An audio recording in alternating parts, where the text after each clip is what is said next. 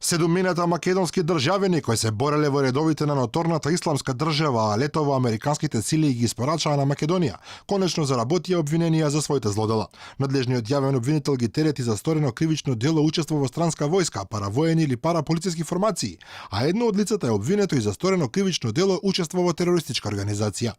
Обвинетите како странски терористички борци активно учествувале во војните во Сирија и Ирак, каде се обучувале и учествувале како борци на ИСИС. Освен што учествувале во паравојните формации надвор од Република Македонија, обвинетите обезбедувале, собирале финансиски и материјални средства за лица кои учествувале во овие формации, користејќи ги социјалните мрежи и друг вид на комуникација, повикувале, врбувале и потикнувале други лица да учествуваат во паравојни формации. Сите седумина се наоѓаат зад решетки од испоражувањето во земјава, а со оглед на проценката дека се уште постојат законски основи, надлежниот јавен обвинител заедно со обвинителниот так доставили предлог за продолжување на притворот.